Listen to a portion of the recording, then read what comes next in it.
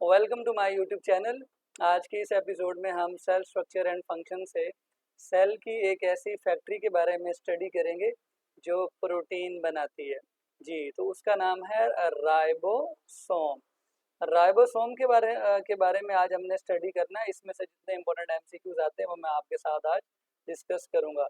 इसको हम factory of protein कहते हैं आमतौर पे, और इसका एक और नाम है राइबो न्यूक्लियो प्रोटीन पार्टिकल। अब ये कैसे होते हैं?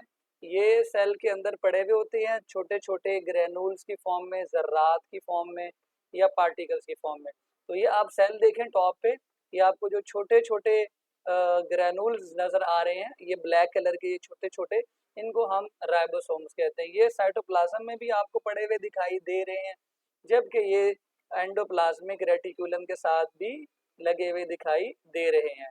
इनकी अगर आप शेप देखें तो ये आमतौर पर स्फेरिकल इन शेप होते हैं, स्फेरिकल टाइप होते हैं। ठीक है, ज़र्रात की फॉर्म में होते हैं ना, तो पार्टिकल्स वाली शेप इनकी होगी। उसके अलावा आपने देखना है कि इनको डिस्कवर किसने किया। तो इनको पैलेट ने डिस्कवर किया था 1955 में। 1955 में। अब देखते ये हैं कि ये कौन से सेल्स में मौजूद हैं। तो ये बच्चों यूकैरियोटिक सेल्स में और प्रोकैरियोटिक दोनों सेल्स में मौजूद होते हैं। इनमें डिफरेंसेस क्या हैं वो हम आगे जाके इसी एपिसोड में डिस्कस करेंगे। इसके बाद बेटे नेक्स्ट एमसीक्यू आपने याद रखना है कि राइबोसोम बनते कहाँ पर हैं, आते कहाँ से हैं। तो वो है जी फॉर्मेशन का पॉइंट। तो फॉर्मेशन इनकी होती है बाय न्यूक्लियोलस। इनको न्यूक्लियोलस से ऑर्डर करना पड़ता है। न्यूक्लियोलस न्यूक्लियस के अंदर होता है। ये आप टॉप पे डायग्राम देखें दोबारा, इसके अंदर ये जो ब्लैक कलर का आपको हाईली स्टेन्ड जो स्ट्रक्चर नजर आ रहा है, ये न्यूक्लियोलस है। इससे इसको ऑर्डर किया जाता है। यहाँ पर राइबोसोम बनते हैं न्यूक्लियोलस पे, ये डॉटेड, और बनने के बाद ये न्यूक्लियस से बाहर आ जाते हैं। बाहर आने के बाद ये साइटोप्लाज्म में भी आवारा गर्दी कर सकते हैं और वहाँ प्रोटीन बनाते हैं, और ये एंडोप्लाज्मिक रेटिकुलम पर भी अटैच हो सकते हैं। फॉर्मेशन के बाद अगर इनके स्ट्रक्चर को देखें कि ये बने किस चीज़ के होते हैं, तो इनके दो सब यूनिट्स होते हैं। एक को हम कहते हैं लार्जर सब यूनिट और एक को हम कहते हैं स्मॉलर सब यूनिट। ये डायग्राम आप देखें, इसमें जो ऊपर वाला सब यूनिट है ये लार्जर सब यूनिट है, ये बड़ा सब यूनिट है, और छोटे वाला स्मॉलर सब यूनिट उसके नीचे मौजूद है। इनका साइज अभी हम नेक्स्ट प्रोकैरियोटिक और यूकैरियोटिक राइबोसोम के डिफरेंसेस में देखेंगे।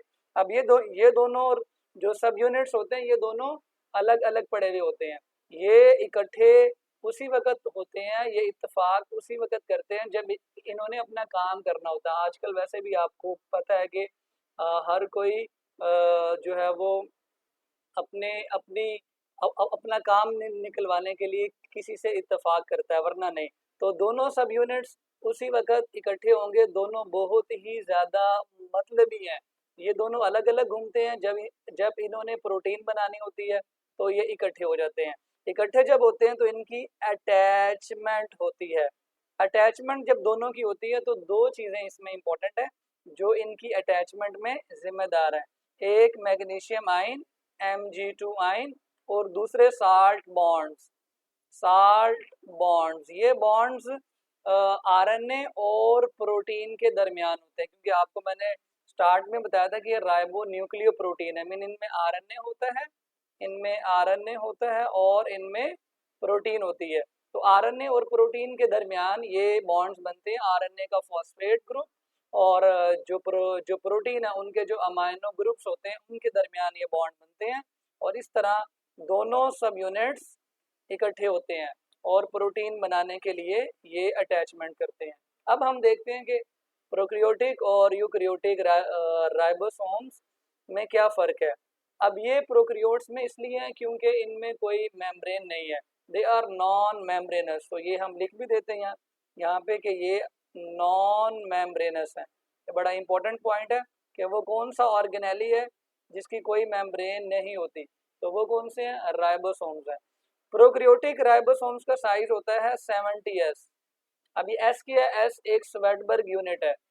स्वेडबर्ग साइंटिस्ट का नाम है, जो कि अल्ट्रा सेंट्रीफ्यूगेशन में यूज़ होता है रेट ऑफ सेडिमेंटेशन के लिए, यानी जब ऑर्गेनेलीज अल्ट्रा सेंट्रीफ्यूगेशन में सेटल डाउन होते हैं ना, तो किस ऑर्गेनेली की सेटल डाउन होने की स्पीड कितनी है, रेट कितना है, किस रेट के साथ वो सेटल डाउन होता है, तो वो रेट एस के साथ रिप्रेजेंट किया जाता है। यूकैरियोटिक राइबोसोम 80S के होते हैं, ये इसके साइज को भी जो है रिप्रेजेंट करता है। इनका जो लार्जर सब यूनिट होता है वो होता है 60S का, वो होता है 60S का, और स्मॉलर सब यूनिट होता है 40S का। मिलकर मिलकर ये दोनों 80S का पार्टिकल बनाते हैं। ये 40 यहाँ नहीं लिखना था, यूकैरियोटिक की बात कर रहे हैं ना हम। तो यूकैरियोटिक में लार्जर सब यूनिट 60S का होता है और स्मॉलर सब यूनिट 40S का होता है। ये मिलकर 100 बनना चाहिए, लेकिन ये 80S बनाता है। यूँ समझ लें ये फ्यूज हो जाते हैं, ये वेट नहीं है, ये इसीलिए मैंने आपको बताया ये स्वेडबर्ग यूनिट है, सेडिमेंटेशन का रेट। आप इसको ये ना समझना कि ये वेट है, वेट होता तो इनको ऐड करना पड़ता। या इसके लिए आसान मिसाल आप ये समझ लें कि ये जब फ्यूज होते हैं तो फिर ये 60 या 40 को काउंट करके 100S वाली जगह पे सेटल डाउन नहीं होते। मीन अगर आप लार्जर सब यूनिट को स्पिन करते हैं ना अल्ट्रा सेंट्रीफ्यूगेशन में, तो वो 60 वाली लेयर में सेटल डाउन होता है। स्मॉलर सब यूनिट को स्पिन करेंगे तो वो 40S वाली लेयर में सेटल डाउन होगा। दोनों को मिला के इकट्ठे स्पिन करेंगे तो वो 100 के बजाय 80S वाली लेयर में सेटल डाउन होंगे। प्रोकैरियोटिक का साइज देखें तो लार्जर सब यूनिट 50S का होता है और स्मॉलर सब यूनिट ये 30S का होता है, 30S। इन दोनों को मिला के बनना 80 चाहिए, लेकिन अगेन ये बनता 70S का है।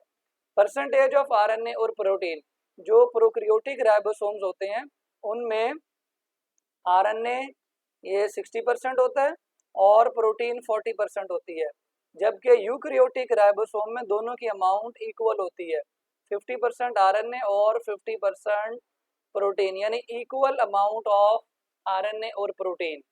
अगर हम इनकी लोकेशन देखें प्रोकैरियोट्स में, ये फ्रीली साइटोप्लाज्म में भी हो सकते हैं और ये अटैच भी हो सकते हैं with PM. PM mean plasma membrane, चूंकि प्रोकैरियोट में एंडोप्लाज्मिक रेटिकुलम नहीं होता। यूकैरियोट्स में ये फ्रीली साइटोप्लाज्म में भी हो सकते हैं and also attach with rough endoplasmic reticulum. अगर हम इनको ड्रॉ करके देखें तो ये आपके सामने सेल है, ये न्यूक्लियस है, ये एंडोप्लाज्मिक रेटिकुलम है। तो यहाँ पर जो राइबोसोम्स होंगे वो आपको साइटोप्लाज्म में ऐसे मिलेंगे और एंडोप्लाज्मिक रेटिकुलम में पड़े हुए मिलेंगे। अगर हम देखें प्रोकैरियोट्स में फॉर एग्जांपल बैक्टीरिया, तो ये आपके सामने बैक्टीरिया ड्रॉ किया, बैक्टीरिया के अंदर आपको ये कहाँ पर मिलेंगे, ये इसका डीएनए है। तो राइबोसोम्स अंकल आपको मिलेंगे साइटोप्लाज्म में फ्रीली और मेम्ब्रेन के साथ अटैच हुए भी आपको मिल सकते हैं। तो ये मैंने डायग्रामेटिकली समझा दिया। फंक्शन अगर आप इनका देखें तो ये ऐसी फैक्ट्री है जहाँ पर प्रोटीन बनती है, ये प्रोटीन सिंथेसिस में इन्वॉल्व है। और ये प्रोटीन कैसे बनाते हैं, इनको प्रोटीन बनाने के लिए रेसिपी चाहिए होती है। तो रेसिपी इनको न्यूक्लियस से आती है, डीएनए पर जो जीन्स होती है ना वहाँ से इनको रेसिपी आती है और वो रेसिपी मैसेंजर आरएनए की फॉर्म में आती है।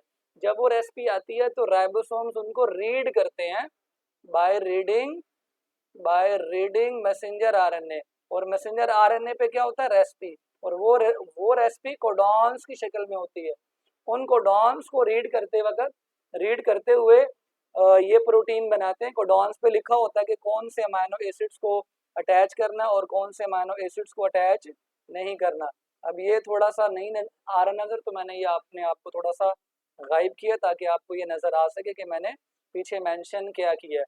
अब बेटे समटाइम क्या होता है कि जब ये प्रोटीन बनाते हैं, कहाँ से रेसिपी लेके, मैसेंजर आरएनए से रेसिपी लेके, तो ज़्यादा प्रोटीन बनाने के लिए ये मैसेंजर आरएनए के साथ ज़्यादा नंबर में अटैच हो जाते हैं। ये देखें नीचे आपको डायग्राम नज़र आ रही है, इसमें एक रेड कलर का मैसेंजर आरएनए 5' to 3' एंड, इसकी डायरेक्शन है। तो इस डायरेक्शन में ये आके अटैच होते हैं 5 से 3 की तरफ रीड करते हुए जाते हैं रेसिपी को और प्रोटीन बनाते हैं। ये ग्रीन कलर की प्रोटीन की चेन है जो आहिस्ता आहिस्ता बन रही है। तो देखें आप, ये ऊपर से बड़ा सब यूनिट आया, नीचे से छोटा सब यूनिट, दोनों आके अटैच हो गए। और मैसेंजर आरएनए के साथ हमेशा छोटा सब यूनिट अटैच होता है। तो ये बहुत फेमस एमसीक्यू है कि राइबोसोम मैसेंजर आरएनए के साथ किस सब यूनिट के जरिए अटैच होता है। तो आंसर है स्मॉलर सब यूनिट। फिर ये आहिस्ता आहिस्ता आगे ट्रैवल करते जाते हैं, रीड करते हुए जाते हैं, लिखा होता है कि ये वाला अमीनो एसिड जोड़े, फिर ये जोड़े, और पॉलीपेप्टाइड चेन ग्रो होती जाती है। फिर एंड पे प्रोटीन जब बन जाती है, ये देखें, तो ये प्रोटीन को रिलीज कर देते हैं। फैक्ट्री है ना, तो प्रोटीन वहां से बनकर प्रोडक्ट की फॉर्म में चली जाएगी। और जब काम कंप्लीट हो गया, इनका मतलब पूरा हो गया। तो आप देखें दोनों सब यूनिट दोबारा क्या हो चुके हैं, जुदा हो चुके हैं। इस तरह ये जो स्ट्रक्चर बना इसको हम कहते हैं पॉलीसोम। इसका एक और नाम भी है और वो है पॉलीराइबोसोम।